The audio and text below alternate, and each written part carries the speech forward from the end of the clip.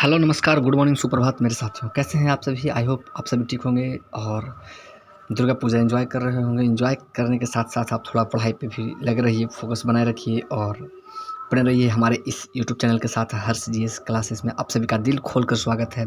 आइए, आज है 29 सितंबर और आज के दिन का सारे करंट अफेयर को नस्ते-नाबूद करते हैं और आज का क्लास का आगाज़ करते हैं। चलिए, बने रहिए हमारे साथ और हमारे चैनल को सब्सक्राइब, लाइक, शेयर, सब्सक्राइब ज़रूर करें, अपने दोस्तों के साथ शेयर करें ताकि आने वाले नोटिफिकेशन आपको ज़रूर मिले हमारे नए वीडियो का।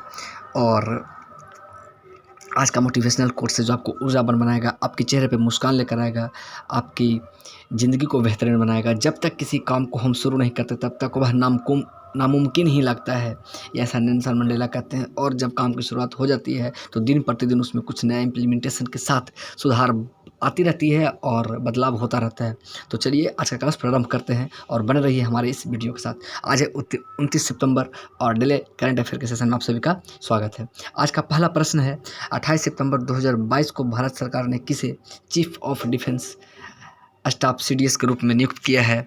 तो लेफ्टिनेंट जनरल अनिल चौहान को हमारे भारत सरकार ने सेकंड सीडीएस के रूप में नामित किया है और इन्हें नियुक्त किया है। इनके पदभार जनरल बिपिन रावत जी के डेथ जो हुआ था हेलीकॉप्टर दुर्घटना में, उसके उपरांत ये पद करीब 8-10 महीने से खाली चल रहे थे और तदुपरांत अब जाकर के सेकंड सीडीएस अनिल चौहान जी को इनका स्थान दिया गया है। तो अब पहले सीडीएस थे जनरल बिपिन रावत जी, ठीक है। तो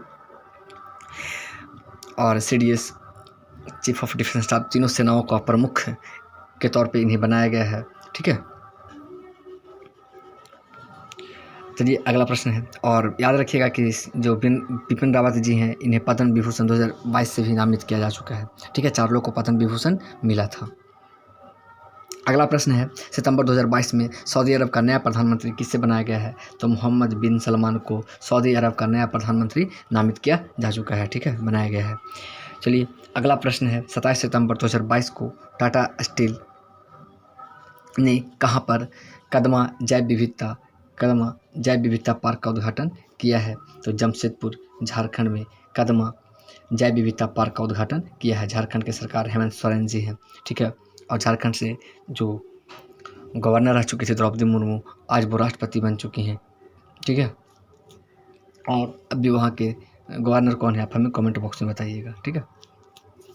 और ये जैव विविधता दिवस कब मनाया जाता है, इसके बारे में आप आंसर करेंगे तो 22 मई को जैव विविधता दिवस मनाया जाता है।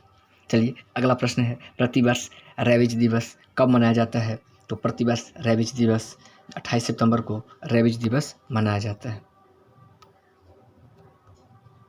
रेबीज दिवस 28 सितंबर को प्रतिवर्ष मनाया जाता है और इस बार का थीम है वन हेल्थ जीरो डेथ, ठीक है। और रेबीज में क्या होता है, पानी से डर लगता है, इसे हाइड्रोफोबिया भी कहा जाता है। और जो टीके का खोज लुईस पास्चर ने किया था और इसका शुरुआत जो है 2007 से इसे प्रारंभ किया गया पहली बार, ठीक है। चलिए, अगला प्रश्न है, 28 सितंबर 2022 को कहाँ पर लता मंगेशकर चौक का उद्घाटन किया गया है?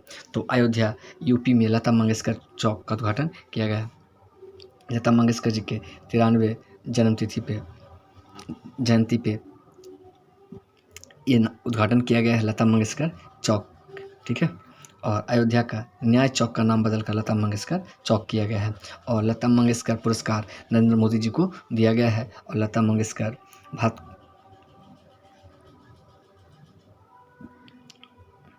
भारत की कोकिला लता मंगेशकर जी को कहा जाता है। चलिए, अगला प्रश्न पे आते हैं, हाल ही में भारत की तरफ से किसने संयुक्त समुद्री बल CMF की वार्षिक परीक्षण अभ्यास ऑपरेशन सर्दन रेडिनेंस में भागीदारी की है? तो INS सुनयना ने ऑपरेशन सदर्न रेडिनेंस में भागीदारी ली है, ठीक है। और ऑपरेशन सरधावा BSF से संबंधित है, याद रखिएगा, ठीक है। चलिए, स्वदेशी विमान वाहक पौध कौन सा है, आप कमेंट बॉक्स में आंसर बताइएगा, ठीक है। चलिए, अगला प्रश्न है, सितंबर 2022 में सऊदी अरब का नया प्रधानमंत्री मोहम्मद बिन सलमान सऊदी अरब का नया प्रधानमंत्री नामित किए गए हैं। अगला प्रश्न है, 27 सितंबर को रक्षा अनुसंधान और विकास संगठन DRDO ने कहाँ पर बहुत ही कम दूरी की वायु रक्षा प्रणाली मिसाइल का सफल परीक्षण किया है? तो चांदीपुर उड़ीसा में बहुत ही कम दूरी का वायु रक्षा प्रणाली मिसाइल का सफल परीक्षण किया है हमारा जो रक्षा अनुसंधान और विकास संगठन DRDO है। और DRDO का स्थापना 1 जनवरी 1958 को इसका हेडक्वार्टर दिल्ली में है और इनके जो हेड हैं समीर कामत जी हैं।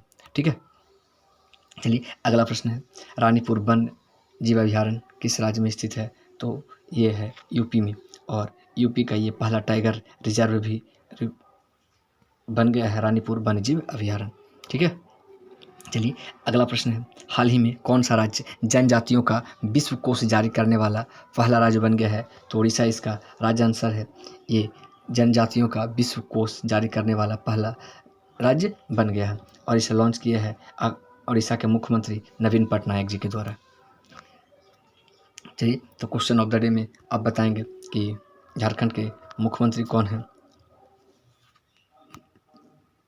ठीक है, तो ये थे आज के सारे करंट अफेयर के इम्पोर्टेंट सेशन, जो कि कम समय में बेहतर आपको करंट अफेयर का सेशन दिया गया है।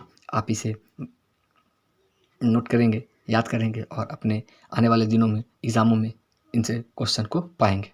ठीक है, तो ये थे हमारे आज का एक छोटा सा प्रयास, क्योंकि अभी नवरात्र का समय चल रहा है, समय कम मिल रहा है और थोड़ा साउंड लाउड स्पीकर की वजह से इश्यूज़ होती हैं, तो उसके लिए माफ़ी चाहेंगे।